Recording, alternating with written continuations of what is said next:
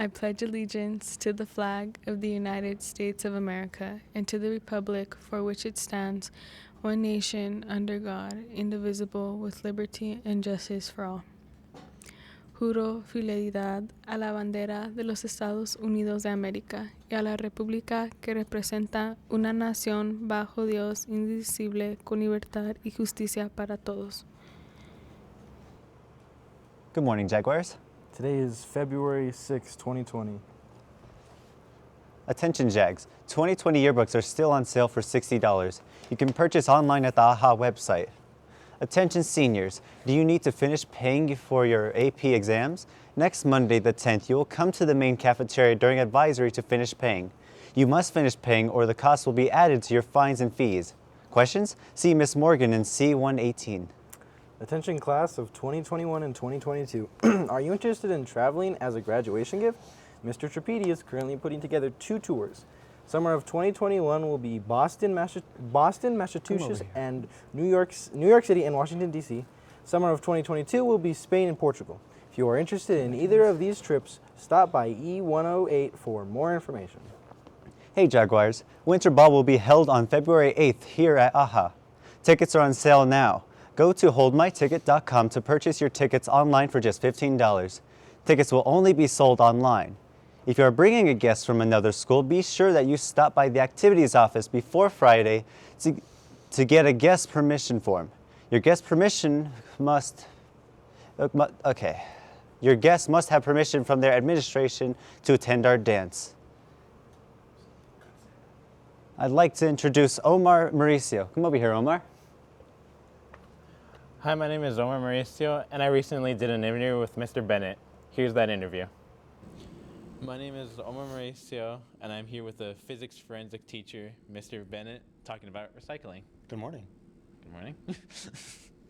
My first question is, were you asked to do recycling, or did you decide to do it yourself? If so, why? Actually, this is something that Mr. Hicks and I started. Actually, Mr. Hicks is the one who spearheaded it about 4 years ago, I think. And it initially started off as he had borrowed a big trash bin from one of the janitors, and we would just go classroom to classroom asking teachers if they had recycling. And then a couple years ago, Waste Management was kind enough to donate all these green and blue bins you see around the campus, and we've been doing that ever since. So, and actually Mr. Hicks is not really as much into it as I am now, so if teachers or anybody needs questions answered about the recycling program, it's better they just email me. Has Mr. Higgs just slowly stopped doing recycling, or does he still do it frequently? He still does it, but he's moved on to other things, and so I've just kind of become a bigger person responsible for it. Right. My second question is, why should we be concerned about recycling? Well, I try to instill in all my students that we should be good stewards of our planet. And we only have a finite amount of resources on this planet, so if we just keep on making stuff like plastics and metals and papers and just use it once and dispose of it, eventually get to the point where there's nothing left. Or we just make so much mess, you just look around and you destroy the natural beauty of our world. Okay. So at the very least, if you don't care about trash, care about the beauty. Okay. My third question is, how can we help on a day-to-day basis with recycling and such? Well, most teachers have recycling in their classroom, so I would just ask students that if you have recycling, put it in the recycling. And it's very simple. It's just paper, plastic, and metal like aluminum cans. Now, if your teacher does not do recycling, if you look, there should be in every hallway on this campus a green or blue bin in the hallway, normally in front of the science classrooms. So if you have recycling, like a lot of paper, you're emptying out your binders, find a recycle bin. We usually what is known as recycling, because kids throw away a lot of things in recycling, and they might not be recycling at all. Now, this is another issue we've come into recently, is because sometimes we might be too good of a recycler. we recycle, we become like guerrilla recyclers. Like we just want to recycle, make sure everything, oh, this is plastic, let me throw it in the recycling. But then we get to this point like, well, what is and what isn't recycling? And one of the biggest issues I've discovered doing this is that we see a lot of like wrappers in recycling, like wrappers from like Twinkie wrappers or chip bags or plastic grocery bags like from Walmart or something. Those things can't be recycled. So my easiest advice if you want to be recycling and you want to do it well is just stick to the basic three, like unsoiled paper, plastic like bottles, and cans. That's it.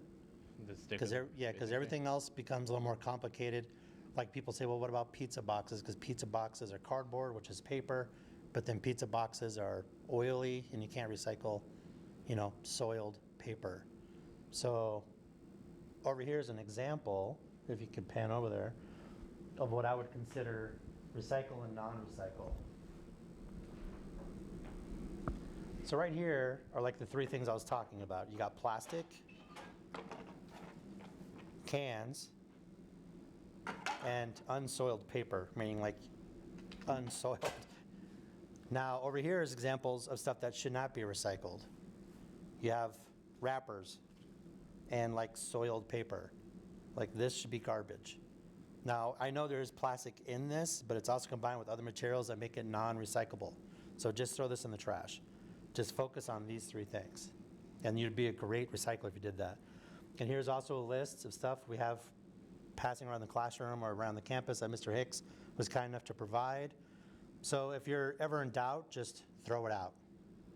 So my fourth question is, do you think there are ways to improve recycling at the school?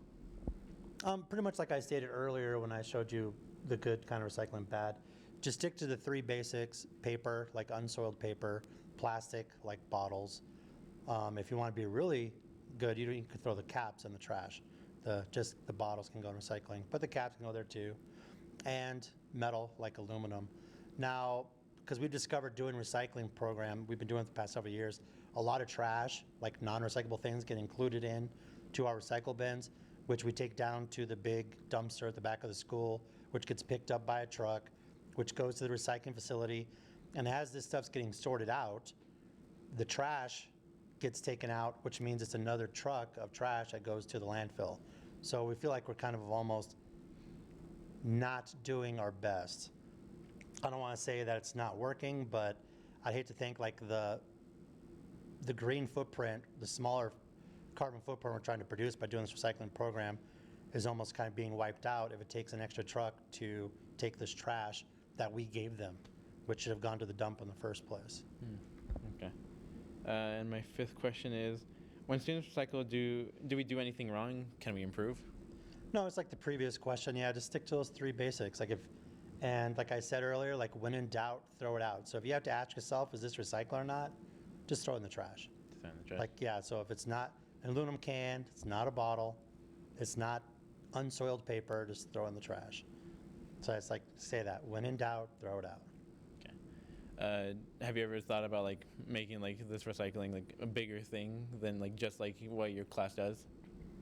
No, I think we do a pretty good job right now. And actually there's been some other classes that have been helping out from B building, which I appreciate. And just a side note to the teachers, it's hard to keep a regular schedule because despite us doing this, I'm still a teacher, so I still have to teach class.